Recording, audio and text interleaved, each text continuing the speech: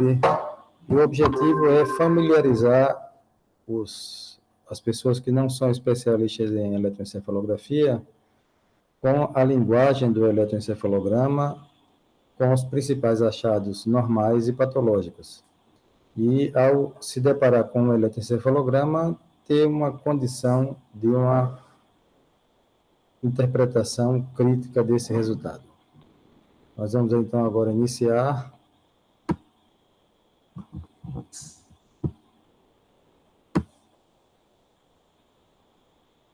Então, como falávamos, essa aula de hoje versará sobre os principais padrões normais do eletroencefalograma em vigília e durante o sono.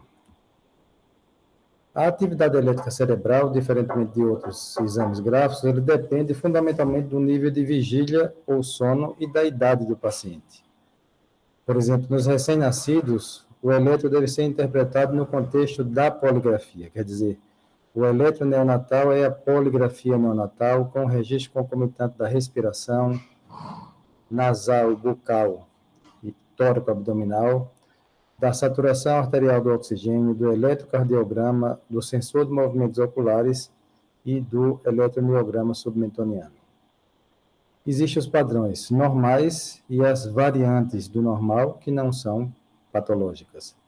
E há também os padrões que ficam no meio desses dois, que são os chamados padrões não habituais de significado incerto. Mas esses padrões serão objeto de uma outra aula, porque são muito importantes e, quando não são conhecidos, acabam gerando verdadeiras armadilhas para quem vai interpretar esse exame. Os principais ritmos do eletroencefalograma, e esses ritmos eles são determinados pela frequência deles, são o ritmo delta, que é com a frequência inferior a 4 ciclos por segundo, o ritmo teta, de 4 a 7 ciclos por segundo, o ritmo alfa, de 8 a 13 ciclos por segundo, ou hertz, que é a mesma coisa, e o ritmo beta, que é acima de 13 ciclos por segundo. Em destaque está o ritmo alfa, porque ele é o ritmo mais importante da pessoa acordada após os 3 anos de idade. Ele é um ritmo dominante no repouso vigil, quer dizer, com a pessoa acordada, preferencialmente de olhos fechados, mas repousando. Pessoa que está descontraída. Numa pessoa que está calculando, por exemplo, o ritmo alfa tende a desaparecer. Ele acontece nas pessoas acima de 3 anos de idade, portanto, após essa idade, a ausência do ritmo alfa é patológica, com algumas exceções. Ele tem uma morfologia sinusoidal, a sua frequência diminui com o avanço da idade, porém, mesmo nos grandes idosos normais, e esse normal a gente vai discutir depois, eles mantêm uma frequência igual ou superior a 8 ciclos por segundo.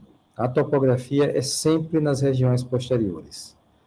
Quando ocorre um ritmo na frequência alfa em outras regiões, a denominação é atividade na faixa alfa, e não ritmo alfa. Por exemplo, o coma alfa, em que esse ritmo se projeta principalmente nas regiões anteriores do cérebro. Durante a sonolência, há uma fragmentação e difusão anterior desse ritmo e ele desaparece durante o sono. Esse, então, é o nosso ritmo alfa. O ritmo alfa, com essa morfologia sinusoidal, quer dizer, em crescendo e decrescendo, nas regiões posteriores, a gente, vendo esse exame, já sabe que aqui é uma região posterior, aqui também é posterior, aqui é posterior, aqui é posterior e aqui é posterior. Aqui, parieto occipital esquerda, têmpora occipital esquerda, parieto occipital direita, têmporo occipital direita e parieto occipital de linha média. Essa montagem, como nós discutimos na primeira aula, é uma montagem bipolar, a chamada dupla banana, em que a gente tem as regiões fronto, centro, parieto occipitais à esquerda, temporal anterior, médio e posterior esquerda, depois fronto, centro, parieto occipital direita, temporal direita, fronto, centro, parietal de linha média, como está mostrando aqui nessa figura do sistema 10-20 de colocação de eletrodos. Portanto, esse é o protótipo do ritmo alfa. É evidente que nem sempre ele se configura de uma maneira tão bonita assim. aqui era uma pessoa de 25 anos de idade e aqui uma criança de 3 anos de idade. Com 3 anos de idade, a gente já deve ter o ritmo alfa quando está acordado. E aqui nós vemos esse intervalo entre as listinhas serrilhadas azuis, corresponde a 1 segundo, e aqui a gente tem o ritmo alfa nessa pessoa de 3 anos. Ele ainda não tem aquela modulação sinusoidal. Ele ainda não é um ritmo tão destacado, mas ele tem que existir. Então, a gente vê ele aqui, à direita também, aqui na linha média, mas com o passar do tempo ele vai ficando melhor desenvolvido. E aqui um paciente de 14 anos de idade com a primeira característica do ritmo alfa, ou melhor, a segunda, porque a primeira é acontecer em vigília, é que ele é bloqueado pela abertura ocular. Então, o ritmo alfa aqui, o paciente está de olhos fechados, é um ritmo alfa exuberante. Aqui o artefato de abertura dos olhos, quando ele abre os olhos, bloqueia o ritmo alfa, quando ele fecha os olhos, reaparece o ritmo alfa. Importante frisar que ritmo alfa nada tem a ver com a expressão entrar em alfa, como se entrar em alfa fosse uma espécie de transe. Ritmo alfa é um ritmo de uma pessoa perfeitamente consciente. Às vezes, mesmo a pessoa inteiramente consciente, estando em repouso, vigil, ele pode não aparecer o ritmo alfa, especialmente se ele estiver muito ansioso. E aqui a gente vê nas regiões posteriores do cérebro, nas regiões anteriores do cérebro, a gente vê um artefato de movimento ocular, porque isso aqui significa o globo ocular se movimentando com a sua grande diferença do potencial anteroposterior, e a gente não vê nas regiões posteriores o ritmo alfa. Esse é um traçado que tende a ser um traçado de baixa amplitude. Se esse paciente for permitido que ele relaxe e se for tranquilizado, provavelmente aparecerá o ritmo alfa. Portanto, isso não é uma característica patológica, e sim uma característica do estado de ansiedade do paciente. Existem as chamadas variantes do ritmo alfa. Por exemplo, a variante lenta, ela corresponde a uma frequência harmônica inferior. O ritmo alfa a 10 ciclos por segundo, ele pode ter a variante lenta a 5 ciclos por segundo. Já a variante rápida, ele pode corresponder a uma frequência harmônica, aqui, desculpa, não é inferior, é superior. Por exemplo, um ritmo alfa, desculpa, isso aqui ficou errado. O ritmo alfa a 10 ciclos por segundo e a variante rápida a 20 ciclos por segundo. Ou então um ritmo alfa que seja acima de 13 ciclos por segundo, sem ter essa frequência harmônica em relação ao alfa de base. Então, uma vez mais, corrigindo esse erro aqui, o ritmo alfa na variante rápida, ele corresponde a uma harmônica superior. Se o alfa estiver a 10, a variante rápida estará a 20, e não variante lenta a 5, assim que eu peço desculpas por esse erro. Aqui a gente vê bem essa descrição. A gente tem aqui num paciente de 52 anos, ele está meio ansioso, se mexendo, com um artefato aqui no eletrodo rolando com o esquerdo, mas aparece aqui o ritmo alfa a 10 ciclos por segundo, e a gente vê que cada duas ondas alfa, ela faz uma onda um pouco mais lenta. Essa onda um pouco mais lenta fica na faixa θ a 5 ciclos por segundo. Desculpa, voltando aqui. Então, aqui 1, 2, 3, 4, 5. A gente vê aqui o alfa a 10 ciclos por segundo e a sua variante lenta a 5 ciclos por segundo. Aqui, às vezes, a gente vê quase que só a variante lenta. A gente, com cautela, que vê ela sendo entalhada pelo ritmo alfa. Então, se uma pessoa mais desavisada vir isso aqui, pode pensar que é uma lentificação da atividade de base e não é apenas a variante lenta do ritmo alfa. Aqui a gente já vê o contrário, a variante rápida do ritmo alfa. Isso aqui corresponde a 1 segundo, e a gente tem um ritmo alfa a 15 ciclos por segundo, portanto, acima da frequência máxima normal desse ritmo. Mas essa variante rápida, que não é harmônica em relação ao alfa de base, é também uma atividade alfa normal, quer dizer, uma variante do normal. E aqui a gente vê a variante rápida harmônica. A gente tem um ritmo alfa aqui nessa frequência, de 1 segundo, e a gente vê que em algumas ondas alfa elas são entalhadas por um ritmo mais rápido na frequência dupla. Então, nessa frequência dupla, a gente vê como está aqui, por exemplo, cada onda alfa com um entalhezinho formando uma onda mais rápida. Vendo assim, a gente não percebe muito essa variante rápida, mas quando a gente vê nesse momento aqui, o ritmo alfa é quase que inteiramente substituído pela sua variante rápida. Então, esse aqui é um ritmo alfa, e aqui é a variante rápida do ritmo alfa, na frequência que corresponde ao dobro dessa frequência do ritmo alfa. Como eu falei, essa variante é também normal, e às vezes a gente vê apenas a variante. A gente vê a variante sem ver o ritmo alfa de base, e isso também é normal. O que importa é que é um ritmo sinusoidal nas regiões posteriores do cérebro, que é bloqueado pela abertura ocular e que desaparece durante o sono. Isso é que caracteriza a normalidade desse ritmo.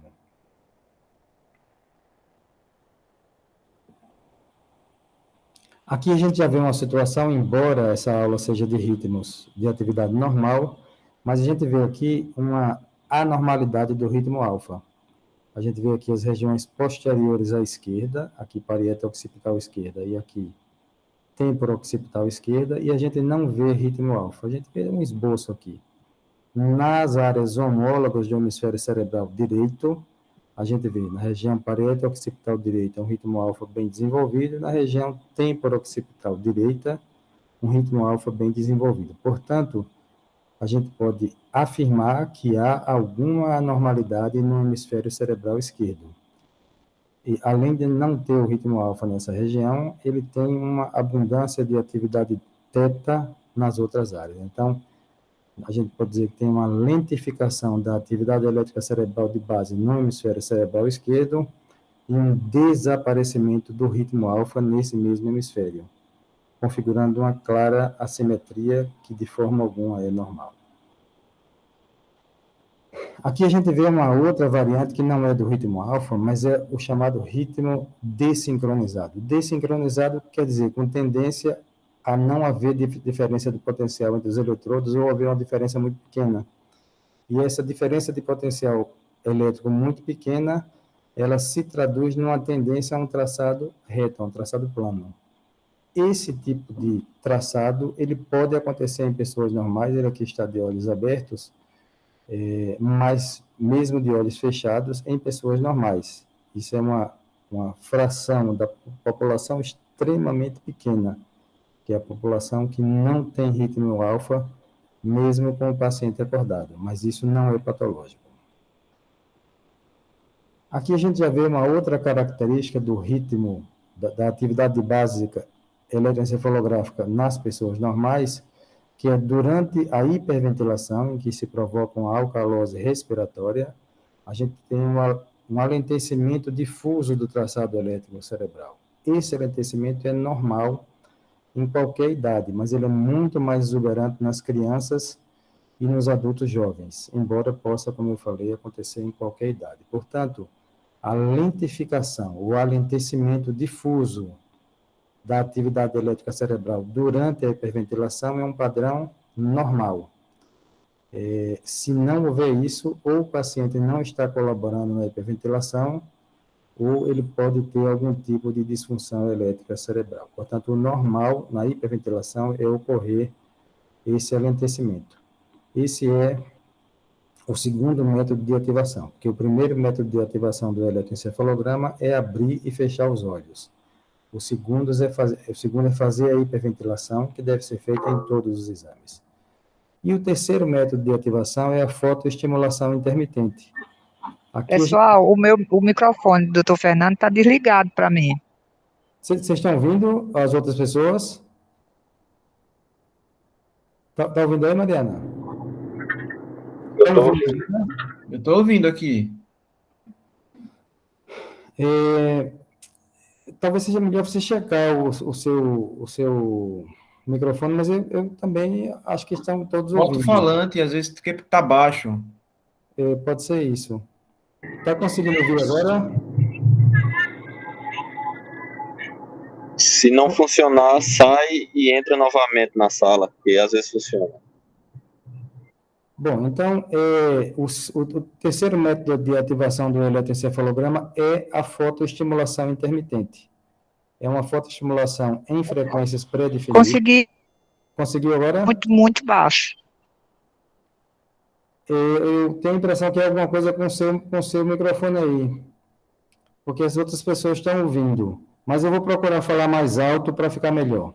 Portanto, esse método de ativação, que é a fotoestimulação intermitente, ele é feito com uma luz estroboscópica em frequências pré-definidas e que a gente vai aumentando também em um padrão pré-definido. Normalmente, a gente começa em pessoas adultas com uma frequência de estímulo de 10 ciclos por segundo, ou 10 Hz, depois a gente aumenta para 15, depois para 20, para 30, depois vai voltando nessa mesma frequência. A fotoestimulação intermitente, ela é um sincronizador da atividade elétrica cerebral. E as atividades elétricas anormais, a imensa maioria, são atividades sincronizadas. Portanto, sincronizar o eletroencefalograma significa potencializar o aparecimento de alterações particularmente epileptogênicas. Em crianças pequenas, com suspeita de alguns tipos de doenças raras, a gente pode fazer uma fotoestimulação até mesmo durante o sono, em frequências muito mais baixas, como 1 ou 2 ciclos por segundo. Mas o habitual é essa sequência pré-programada. Do ponto de vista prático, nos lugares com muita luminosidade, como o nosso país, a frequência de pessoas que são fotossensíveis, quer dizer que tem alteração do eletroencefalograma induzida pela fotoestimulação, é muito pequena. Algumas epilepsias generalizadas primárias são fotossensíveis. Mas eu volto a dizer, na minha vida toda, eu acho que não vi 10 casos de pessoas com epilepsias fotossensíveis reais, quer dizer que as crises são induzidas pela fotoestimulação intermitente. Às vezes a gente vê o que está acontecendo aqui, que é, aqui começa a fotoestimulação, tem esse marcadorzinho aqui repetido, e aqui a gente vê antes da fotoestimulação o ritmo alfa na frequência normal, é feita a fotoestimulação e menos de um segundo depois, o ritmo de base que era na frequência alfa, ele passa a ficar na frequência do fotoestímulo. Isso é o chamado arrastamento do ritmo alfa.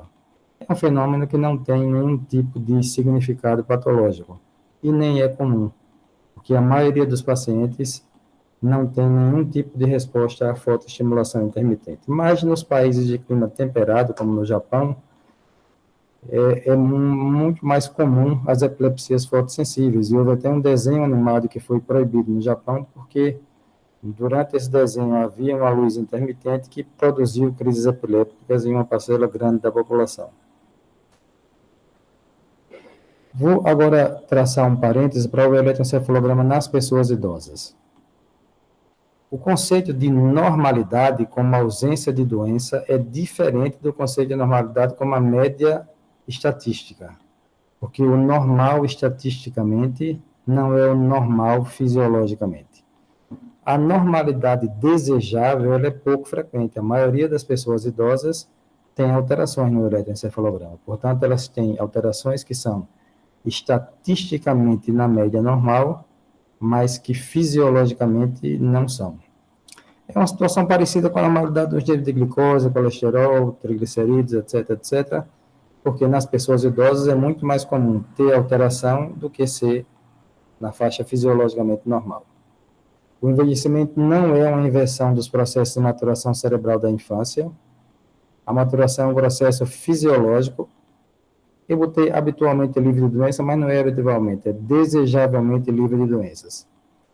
O envelhecimento é caracteristicamente marcado por uma série de doenças, embora um envelhecimento sem características patológicas também possa ocorrer. As doenças não são a mesma coisa de um envelhecimento acelerado. Agora, especificamente em relação ao EEG, a alteração mais frequente nos idosos normais é o alentecimento do ritmo alfa. Quer dizer, uma pessoa que durante a vida adulta jovem tinha um ritmo alfa a 11 ciclos por segundo, na idade mais avançada baixa para 9 ou 8 ciclos por segundo, mas ainda dentro da faixa alfa. Os ritmos com frequência teta, quer dizer, inferior a alfa, dominante nas áreas posteriores, são anormais e não devem ser confundidos com o envelhecimento normal. A maioria das pessoas idosas, ela consegue manter esse ritmo alfa nessa faixa, como eu falei, com um alentecimento em relação aos adultos. Há uma diminuição da frequência alfa nessa ordem muito pequena por ano, e também uma diminuição da amplitude. Ele se torna mais fragmentado e mais descontínuo. Aquele caráter sinusoidal, ele praticamente nunca é visto nas pessoas idosas. E mesmo essa maioria que mantém o ritmo alfa, ela começa a ter muita atividade teta e delta mesclada. Portanto, não são inteiramente normais. Agora, em pessoas centenárias normais, o ritmo de base se mantém na frequência alfa, não baixa para teta. E há uma maior propagação anterior do ritmo alfa e o bloqueio à abertura ocular, ele fica menos evidente do que aquele paciente de 14 anos que eu mostrei no início da aula. Aqui nós temos um paciente do meu consultório, com 93 anos e que tem um ritmo alfa na frequência 8 ciclos por segundo. Esse é um adulto normal do ponto de vista fisiológico, embora seja incomum do ponto de vista estatístico. Tem essa atividade alfa até com a tendência sinusoidal, mas a gente já vê uma maior predomínio de atividade beta nas áreas anteriores do cérebro, que é o normal, mas que nos idosos fica mais exuberante, essa atividade que parece um desenho. Esse mesmo paciente, a gente vê aqui o ritmo alfa, ele abre os olhos, o ritmo alfa desaparece, ele fecha os olhos, o ritmo alfa reaparece. Portanto, uma pessoa de 93 anos saudável, ela mantém o bloqueio do ritmo alfa com a abertura ocular. Mas, mesmo as pessoas que não têm esse bloqueio tão completo, nessa idade, a gente considera ainda como normal, desde que o ritmo seja na faixa alfa, como nesse caso, um ritmo alfa que abre os olhos e ele não desaparece, mas diminui um pouco. Então, é um bloqueio parcial. Se não houvesse bloqueio algum, a gente não consideraria como uma coisa tão normal assim, apesar da idade. Mesmo paciente com ritmo alfa, a gente mostrando assim como ele está com esse bloqueio parcial, quase sem bloqueio, mas com atividade alfa sinusoidal. Então, essa atividade sinusoidal é uma atividade alfa que, se a gente visse esse exame sem saber a idade, diria que o paciente talvez tivesse 50 anos ou 40. Chama um pouco a atenção, como eu falei, esse predomínio grande de atividade beta nas áreas anteriores, que não é muito comum nos adultos jovens, embora possa acontecer. Mas esse é um traçado normal. Esse já é um traçado que, apesar de estar na faixa alfa, ele já tem uma atividade teta, essas ondas mais lentas, um pouco mais exuberante. Então, esse é o mais comum nos adultos, nos idosos saudáveis. Ter o ritmo alfa, mas já ter uma atividade teta um pouco mais acentuada do que teria num adulto jovem. Então, esse paciente a gente ainda tolera como dentro da faixa de variação normal. Então, a atividade lenta em idosos normais, primeiro a gente tem que considerar que o idoso normal ele é mais sonolento durante o dia, que a sonolência já alentece o traçado eletroencefalográfico. Mas pode acontecer uma discreta atividade teta-delta difusa, com predomínio nas regiões temporais em idosos que ainda podem ser considerados normais. Há um aumento da frequência beta, das frequências rápidas nas áreas anteriores do cérebro. Há uma tendência a maior ocorrência de desincronização difusa, aquele traçado que é raro no adulto jovem, ele fica mais comum no idoso. E esse aumento da atividade beta talvez já seja uma expressão de uma tendência à sonolência nos idosos. Então, a gente vê aqui um paciente de 81 anos, com um ritmo alfa muito bem modulado, mas que durante a hiperventilação tem uma atividade teta-delta nas regiões temporais, particularmente na região temporal esquerda. Isso, num adulto jovem, é considerado anormal, porque a lentificação da atividade elétrica na hiperventilação é uma lentificação difusa. Quando acontece esse alentecimento focal, ele não é normal. Mas numa pessoa de 81 anos, a gente tolera como normal. A gente descreve essa alteração, mas a gente deixa claro que isso não significa doença nessa faixa etária. O ritmo teta, então, ele tem uma frequência de menos de 8 ciclos por segundo e igual ou maior a 4 ciclos por segundo. Ele acontece em vigília, sobretudo em crianças e sobretudo no lobo temporais. Durante a sonolência, ele é o ritmo dominante, a gente vai observar isso. Ele pode ser normal, por exemplo, na vigília em criança, na sonolência em qualquer idade, ou pode ser patológico, dependendo da maneira como ele se modula e da topografia em que ele se apresenta. Esse é uma outra variante normal. O ritmo alfa, ele é um ritmo de 8 a 13 ciclos por segundo. Esse é um paciente com 12 anos de idade com ritmo teta a 4 ciclos por segundo. É o chamado ritmo teta A4. Esse ritmo teta 4 é uma variante muito pouco habitual, mas é uma variante que não é patológica.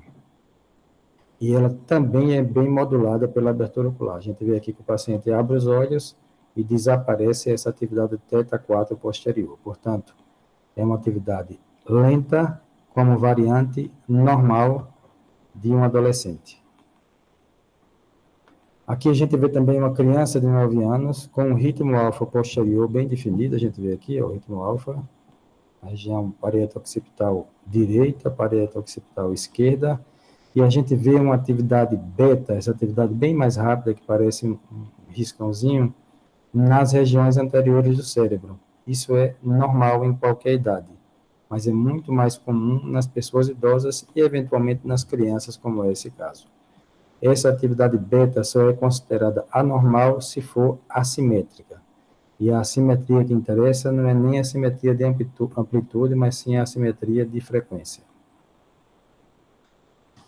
Aqui a gente mostrando que mesmo as crianças muito pequenas, elas podem ter o seu registro eletroencefalográfico em vigília e elas mostrarem bem se a maturação encefálica está sendo normal. Então, uma criança de 2 meses de idade, nessa idade ela não tem ritmo alfa, mas ela já tem um ritmo nas regiões posteriores do cérebro. Então, essa atividade rítmica é normal. No caso aqui, é 4 ou 5 ciclos por segundo, mais normal.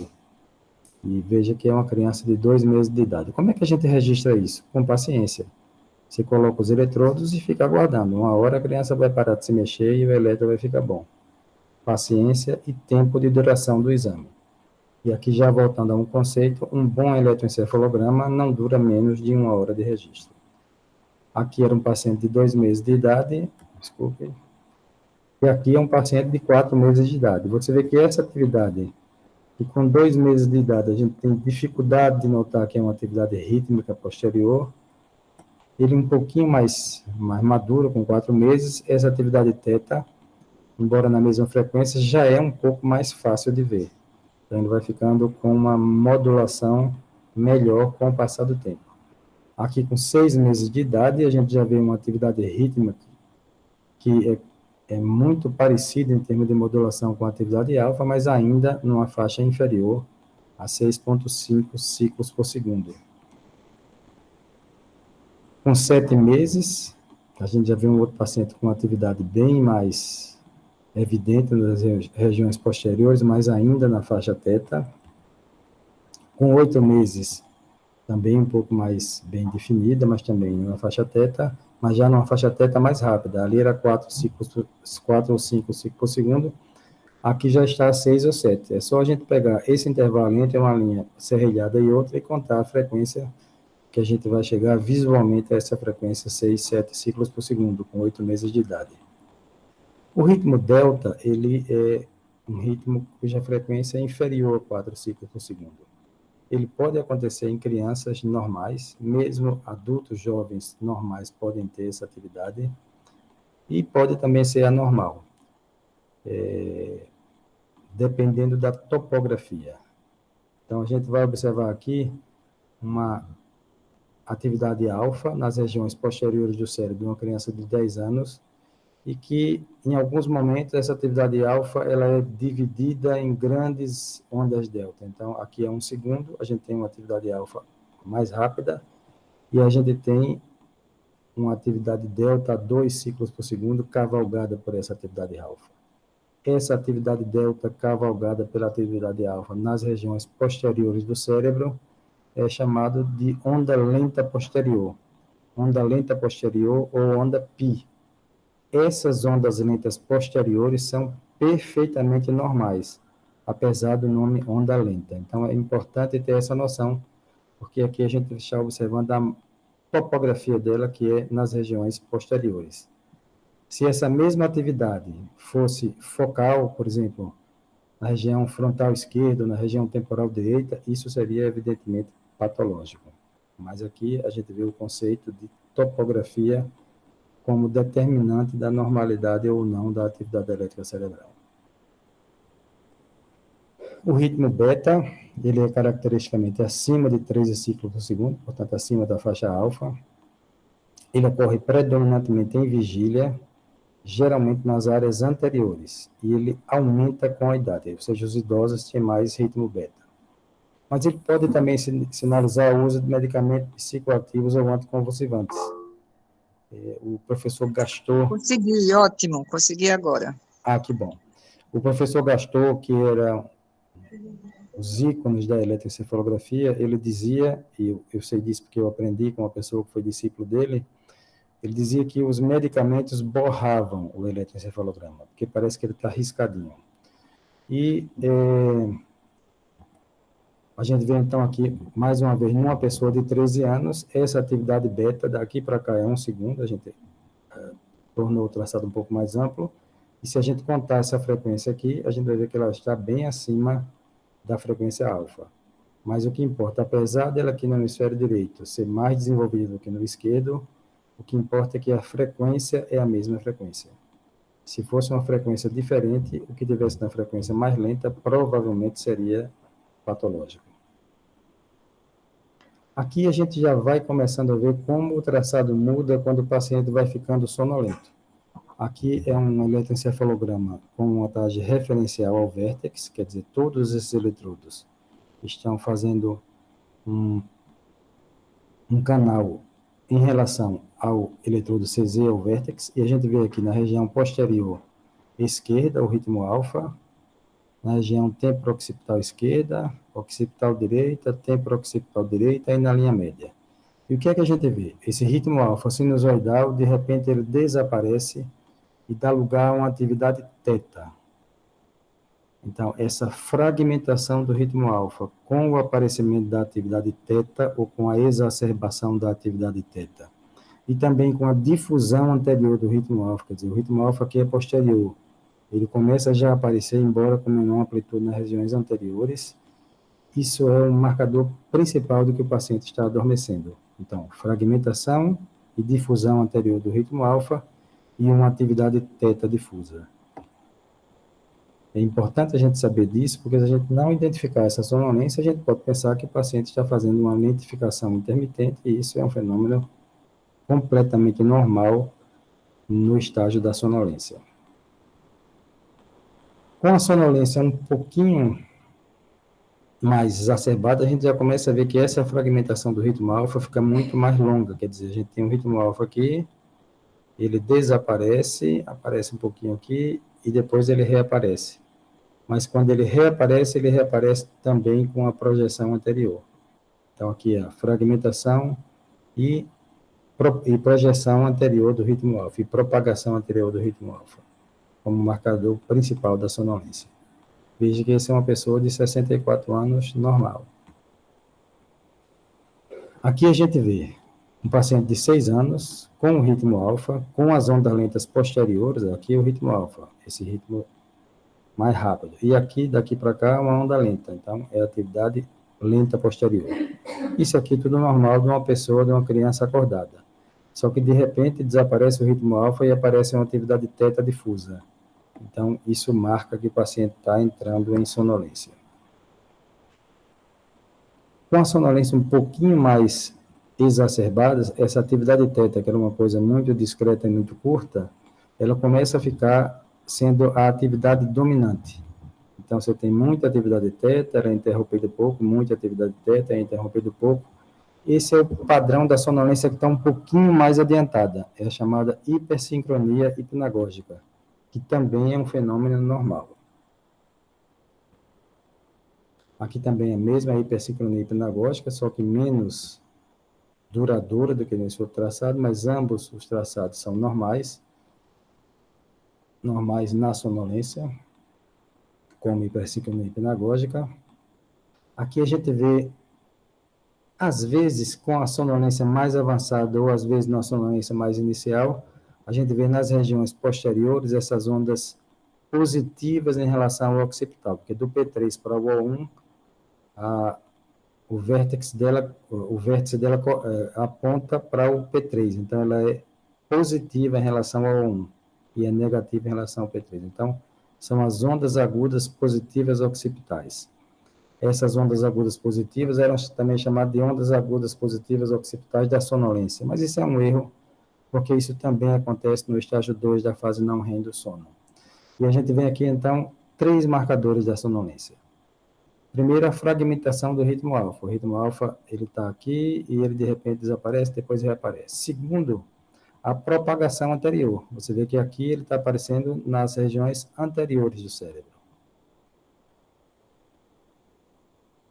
Então, fragmentação e propagação anterior do ritmo alfa e ondas agudas occipitais.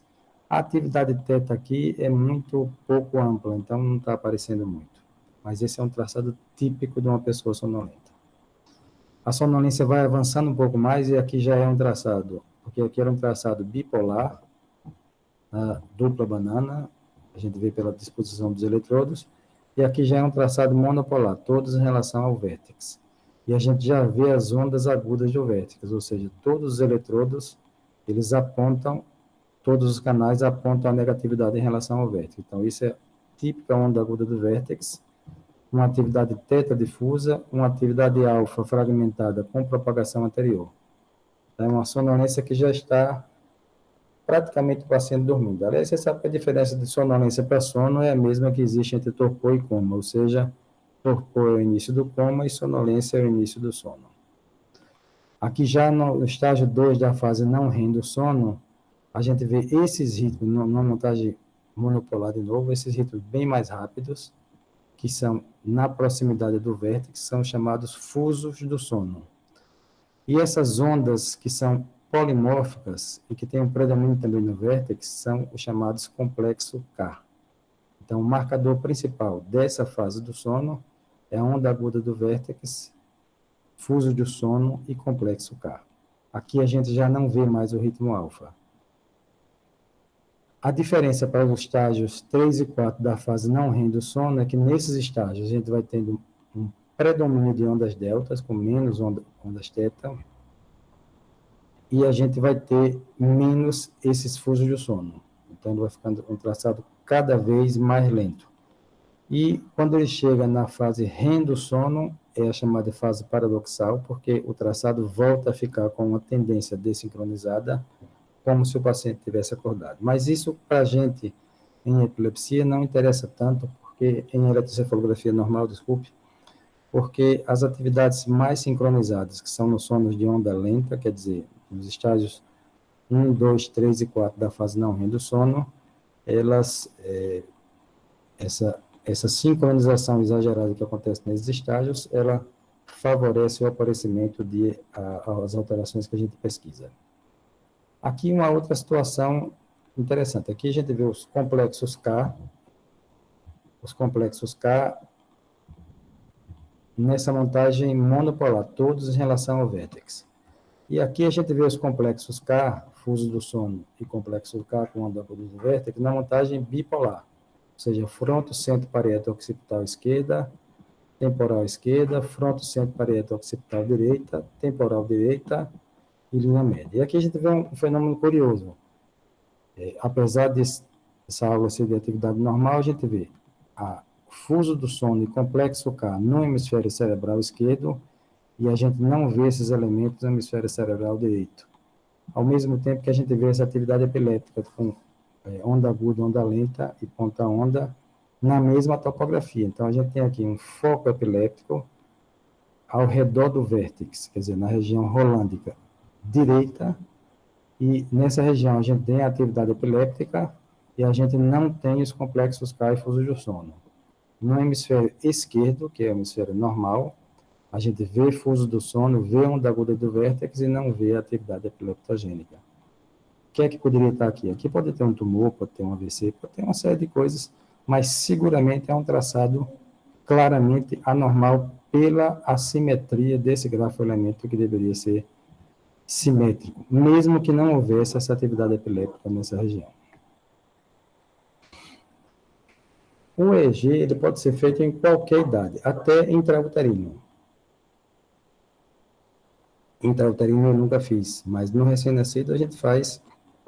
Eu tive uma formação específica para isso em Porto Alegre. Então, o EEG no recém-nascido, ele, como eu falei no início da aula, ele tem um maior valor no contexto da poligrafia neonatal. Curiosamente, ele determina a idade concepcional e a idade gestacional com uma acurácia muito melhor do que a ultrassonografia. É um negócio extremamente interessante isso. E a gente usa menos eletrodos do que o sistema 1020. A gente faz a chamada dupla distância intereletrôdica, por exemplo. Faz do frontal em relação, do pré-frontal em relação ao central e pula o frontal. Porque a cabeça é muito pequena. Se você colocar eletrodo demais, você vai ter dificuldade técnica de fazer o registro. A outra coisa interessante é que o eletro neonatal, ou melhor, a poligrafia neonatal, para ela ter um valor melhor, tanto diagnóstico quanto, sobretudo, prognóstico, deve ser repetido semanalmente, até que o quadro se estabeleça. Eu não vou falar tanto nessa aula, porque eu vou chamar uma colega do Rio Grande do Sul, que foi com quem eu aprendi, para ela dar uma aula especificamente de poligrafia neonatal. E eu convido todos os colegas a assistir essa aula, porque era uma das aulas mais interessantes da neurofisiologia clínica. Aqui a gente tem um paciente da Santa Mônica, um recém-nascido a termo, com 24 dias de vida, e um eletro normal. E ele tem essa chamada atividade teta de amplitude média, ou teta média. Essa teta média contínua é o padrão, é a assinatura do eletroencefalograma de um recém-nascido a termo normal. Isso, dependendo da idade, o recém-nascido a termo normal pode ter essa atividade interrompida, como eu vou mostrar daqui a pouco. Por isso que é importante fazer a poligrafia para a gente identificar o sono calmo, o sono agitado, ou seja, o sono REM e o sono não REM, e a vigília. E fazendo isso, a gente pode, com base na contagem de alguns grafoelementos, determinar essa idade concepcional. Aqui a gente vê um padrão, também no recém-nascido de 4 dias de vida, todos são recém-nascidos da Santa Mônica, que ele tem essa atividade delta nas regiões frontais, ou seja, você vê do pré-frontal para o central, pulo frontal, do central para o occipital, à esquerda e à direita. E a gente vê nas áreas anteriores essa atividade delta. Essa atividade delta anterior no recém-nascido normal, ela acontece. Isso numa pessoa, numa criança maior ou num adulto, é sempre patológico. Coisa que no recém-nascido, quando é assim simétrico, é normal. A gente viu no começo o traçado contínuo, atividade teta de amplitude média, e a gente vê aqui um padrão chamado descontínuo. Esse é o padrão descontínuo tipo 2, mas eu volto a dizer, eu não vou entrar em detalhes, porque a colega vai mostrar com muitos detalhes como é que se constitui esses padrões, mas a gente tem aqui uma atividade teta de linha média com uma leve diminuição da amplitude, que é a descontinuidade, depois uma atividade teta delta, também de amplitude média, com predomínio no vértex, e a gente vê aqui um padrão, que não ficou tão claro, mas é esse padrão, que é a atividade delta bruxa, o fuso delta. Uma coisa interessante, nessa idade o fuso delta é um fenômeno normal, e a contagem desses fuso deltas ao longo do tempo é um dos principais fatores que a gente usa para determinar a idade concepcional. Se fosse numa pessoa adulta, a ocorrência desses fuso-deltas, sobretudo sendo um fuso-delta subcontínuo, é um marcador, por exemplo, de encefalite por anticorpos anti-receptor NMDA. Então, você vê como a idade influencia na valorização do grafo-elemento, que é perfeitamente normal no recém-nascido e evidentemente anormal numa pessoa adulta. Esse é o meu último slide. Eu não poderia me furtar de prestar uma homenagem ao professor Luc Montagnier. Luc Montagnier era um gigante da ciência, em todos os aspectos, inclusive na coragem de enfrentar o sistema. Ele morreu como um gigante. com tantos inimigos minúsculos que ele teve ao longo da vida e, sobretudo, no final da sua vida. Portanto, eu rendo a ele as minhas homenagens e, a partir de agora, passo a me colocar à disposição de vocês para a gente discutir, perguntar, enfim, o que vocês tiverem dúvida ou quiserem questionar.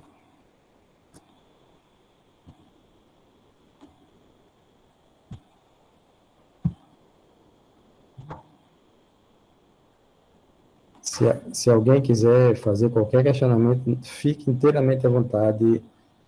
Não sintam vergonha de perguntar.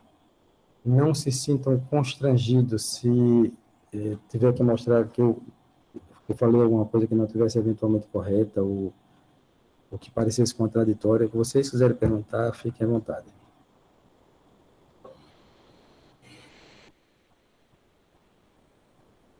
Eu volto a dizer que essa aula vai ficar, a exemplo das outras, no YouTube, do grupo do Estudo Sério, professor Gilberto Macedo, e que eu vou colocar no grupo também uma bibliografia adequada para as pessoas que não são familiarizadas ainda com o eletroencefalograma para poder ler. Porque agora é a hora de vocês que viram a aula, depois reverem a aula e estudar. E verem, de repente, o que eu falei, enfim, concordar ou discordar, mas, sobretudo, ter a postura proativa de aprender.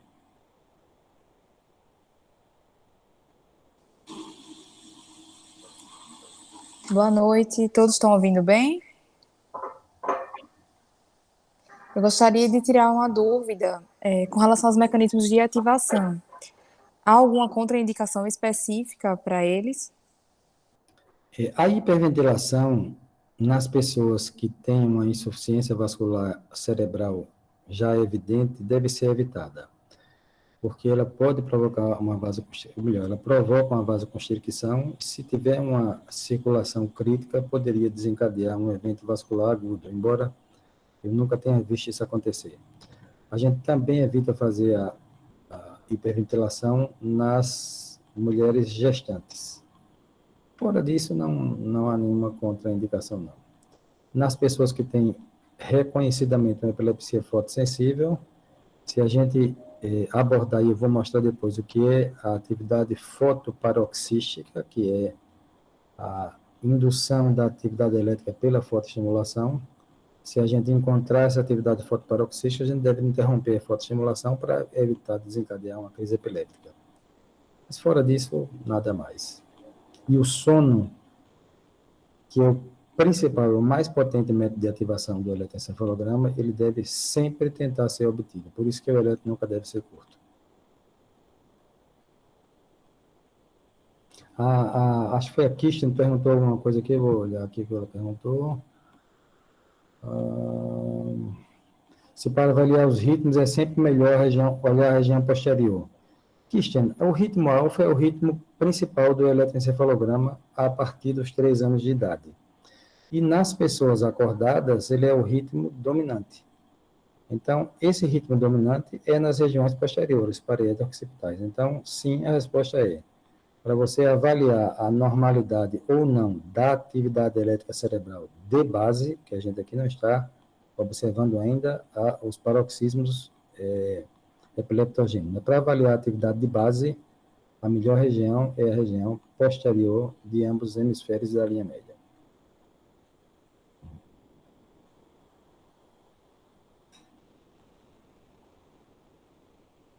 Bem, pessoal, se os colegas não têm nenhuma pergunta a fazer, eu agradeço a presença de todos. Dizer que daqui a 2 semanas nós começaremos a mostrar as atividades elétricas alteradas. Eu prometo a vocês que eu vou divulgar a programação das aulas, eu não fiz isso ainda por falta de tempo, para que vocês tenham o tempo de se programar. Quero agradecer a todos, um grande abraço e boa noite. Professor, lembre só de mandar o material que o senhor tiver aí para introduzir essa aula de hoje. Mandarei sim. Eu vou separar e vou mandar. Prometo a vocês Beleza. que ainda nesse final de semana eu faço isso, tá bom? Um abraço a todos. Obrigado. Boa noite, obrigada. Tchau.